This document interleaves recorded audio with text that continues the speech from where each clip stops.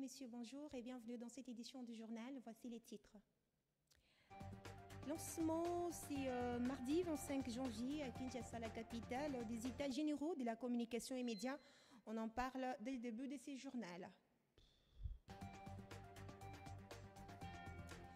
Et puis, lancement le lundi 24 janvier à Kinshasa du programme national de l'enseignement maternel pour une amélioration de la qualité des conditions d'apprentissage de l'enseignement primaire et un renforcement de la gestion du secteur de la petite enfance.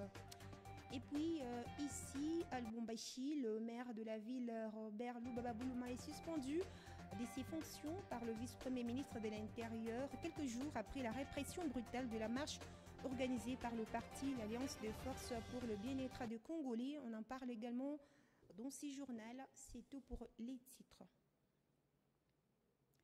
À la une de l'actualité, c'est ce mardi 25 janvier qui s'ouvrent les États généraux de la communication et médias. Ces secteurs connaissent d'énormes problèmes qui nécessitent de réformes profondes, une analyse holistique pour y apporter des réponses adéquates. C'est le chef de l'État, Félix-Antoine Tshisekedi, qui lance officiellement les débuts de ces travaux. Si je vous prie de suivre justement Rachel Kishita, qui est jointe au téléphone par Egadiana. Alors, comme vous le savez, c'est aujourd'hui que démarrent les États généraux de la communication et des médias. La cérémonie de lancement officiel est prévue à l'hôtel Fleuve Congo. C'est le président de la République, Félix-Antoine Tshisekedi Tshilombo lui-même, qui va donc lancer ses assises ici. Et donc, pour l'heure, c'est les dispositifs, les dernières mises en place. Les participants font leur entrée. Ils sont nombreux à avoir répondu présent à cette cérémonie de lancement officiel par le chef de l'État. J'ai vu des journalistes venus des provinces, de Lubumbashi, le Kasai, le Space Grand Équateur, le Rwandundu, pour des travaux qui vont commencer officiellement, en fait, des travaux en commission, demain au centre catholique Nganda. Voilà. Donc alors, pour l'heure, on aimerait savoir, est-ce que la presse est vraiment présente? Parce qu'on entend qu'il y aurait eu des invitations qui sont invalides à la dernière minute.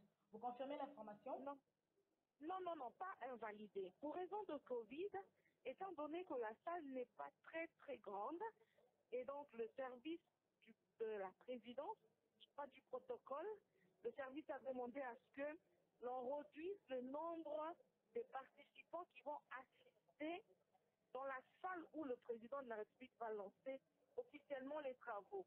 Vous comprenez qu'il est difficile de contenir 300 participants ou 300 personnes, parce qu'il y a 150 participants au mois, et puis des invités dans une même salle, ce qui fait que certains, comme moi par exemple qui vous parle, je n'ai pas eu des cartons d'invitation pour participer dans la salle où sera le chef de l'État. Dans le reste de l'actualité, lancement le lundi 24 janvier à Kinshasa du programme national de l'enseignement maternel pour une amélioration de la qualité des conditions d'apprentissage de l'enseignement primaire et un renforcement de la gestion du secteur de la petite enfance. Pour l'inspecteur général adjoint chargé de l'enseignement national formation maternelle, plutôt formation Mbala Joséphine, ces programmes visent à donner une bonne base à partir du cycle maternel adapté à la culture congolaise. Pour lui, les objectifs du développement durable seront mis en application dans ces programmes. Par ailleurs, Mbala Joséphine a annoncé qu'à partir de ce mercredi, les formateurs nationaux descendront dans les provinces pour sensibiliser, vulgariser ces programmes et former les instituteurs et institutrices de la maternelle. Au chapitre de la santé, les personnels de santé ont été appelés à reprendre le travail à partir d'hier lundi 24 janvier dans tous les établissements médicaux de l'État à Kinshasa ainsi que dans le province après plusieurs mois de grève.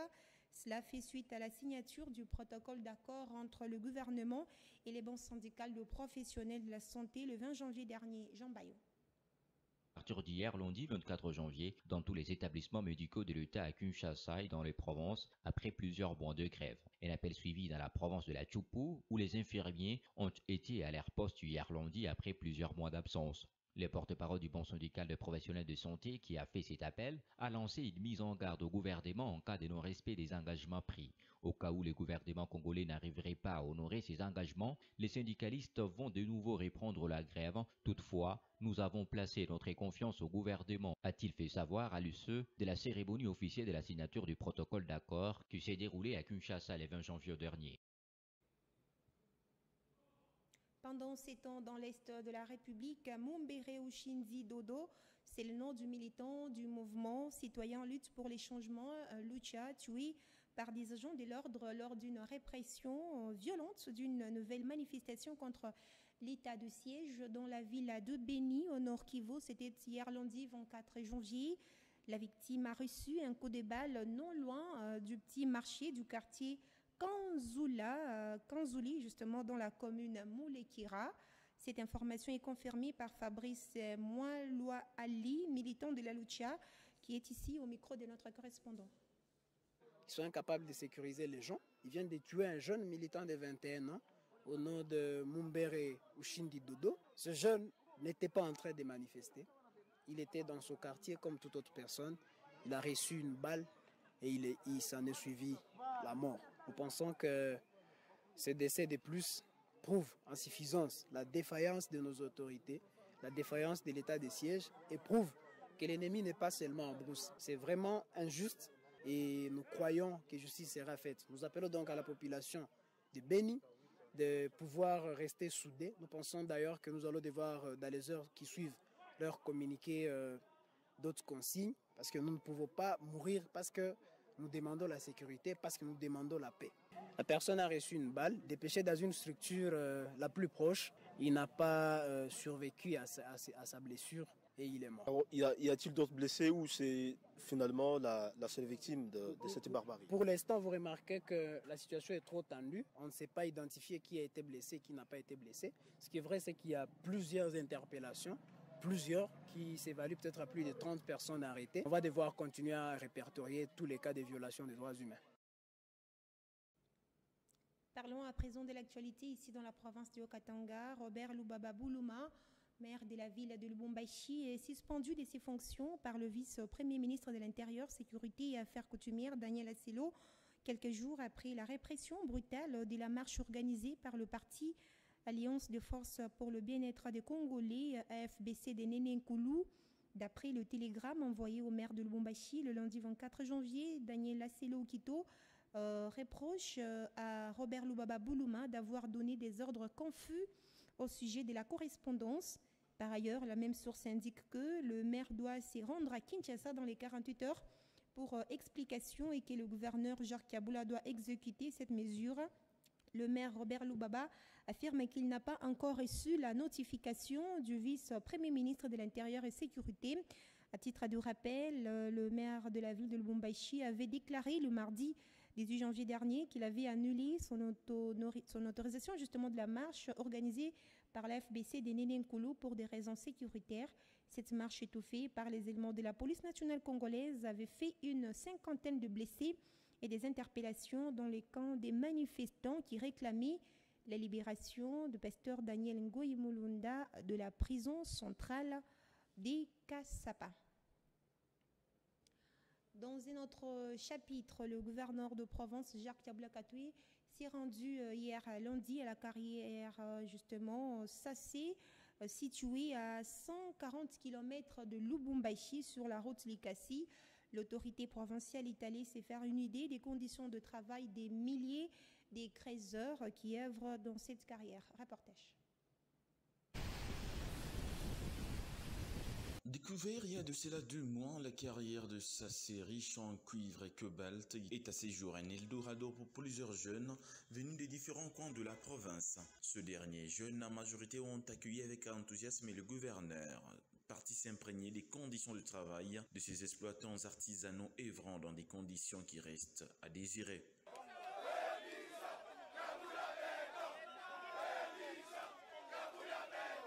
Très touché, Jacques Kabula Katoué tient à tout prix concrétiser la vision du président de la République Félix-Antoine Tshisekedi Tshilombo. Le gouverneur a dans son discours promis de résoudre quelques problèmes auxquels sont confrontés ces creuseurs. C'est notamment la réhabilitation de la route et le forage de puits. Président Félix Antoine Tshisekedi anapenda kipena social ya mwe babiana. Et aujourd'hui, mon carrière humu mnatumika kimya, ile ndio tunapenda, c'est-à-dire c'est l'encadrement ya babiana. Na mitaomba tutakuya kazi ya kusema tuone mzuri koma kumisekurize mutumike mzuri. Na ile kazi mtatumika ikuye au profit ya Republique mzima. Et pour ça, tutaomba discipline. Mubakie mkimya, mubakie mdiscipline pour que kazi ifanike mzuri. Alors, kwa leo tulikuya ni kuona makondisio ile mnakuwa mnakariamo na kuona namna kani tunaweza kusaidia juu societe kipoi isisaidie balabala iko ifike huku. De sorte que kama maminere ile mnatosha, mnayua kuipeleka Lubumbashi facilement. Jacques Kabulakato était accompagné de son ministre provincial de Mines, Georges Mawiné. Le gouverneur de province a invité les créateurs de Sassé à travailler dans la discipline et dans l'ordre afin de soutenir tant soit peu l'économie du pays. Avant de refermer ce journal, on parle d'information au-delà de nos frontières. Nous sommes au Burkina Faso, où des militaires en uniforme ont annoncé hier lundi à la télévision publique avoir pris le pouvoir justement et chasser le président Marc Roch Christian Kaboré, plongeant dans une nouvelle crise ces pays sahéliens minés par d'incessantes attaques djihadistes. Gloria Panga.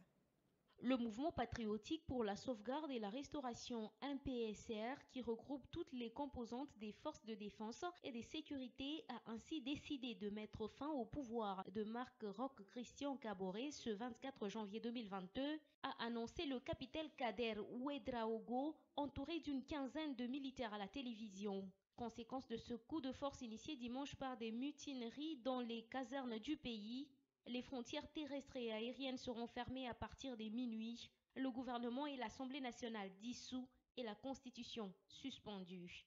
Kader Ouedraogo a annoncé le début d'un couvre-feu de 21h juste à 5h juste sur tous les territoires, lisant un communiqué signé du leader du MPSR, le lieutenant-colonel Paul-Henri Sandaogo Damiba, commandant de la 3e région militaire, qui apparaît comme le nouvel homme fort du pays. Le MPSR s'est engagé lundi à proposer dans un délai raisonnable un calendrier de retour à un ordre constitutionnel accepté de tous, a-t-il poursuivi. Avant les débuts du couvre-feu, des centaines d'habitants de Ouagadougou sont descendus dans les rues de la capitale pour célébrer cette prise de pouvoir par des cris de joie et des coups de sifflet. Une question demeurait lundi soir. Où se trouve Roch Marc Christian Kaboré, qui présidait depuis 2015 le pays? Sur le compte Twitter de l'ancien président, la télévision publique RTB a publié une lettre manuscrite signée de sa main dans laquelle il indique déposer sa démission dans l'intérêt supérieur de la nation suite aux événements qui s'y déroulent depuis dimanche. Ce journal est terminé, place au rappel de titres. Lancement à Kinshasa, c'est mardi 25 janvier des États généraux de la communication et médias. C'est le chef de l'État, Félix Tshisekedi, qui a lancé officiellement les débuts de ses travaux. Dans ce journal, vous avez suivi les détails avec Rachel Kishita, jointe au téléphone par Gadiana depuis Kinshasa. Et puis, lancement le lundi 24 janvier du programme national de l'enseignement maternel pour une amélioration de la qualité des conditions d'apprentissage de l'enseignement primaire. Vous avez également suivi les détails dans ce journal. Et puis, l'actualité dans la province du Katanga, le maire de la ville de Lubumbashi est suspendu de ses fonctions par le vice-premier ministre, ministre de l'Intérieur, Sécurité et Affaires coutumières, quelques jours après la répression brutale de la marche organisée par le parti Alliance de forces pour le bien-être des Congolais, FBC de Nenenkulu. C'était le journal de la rédaction. Merci à tous de l'avoir suivi partout à travers le monde. Restez branchés sur Héritage Télévision. L'information reste en continu.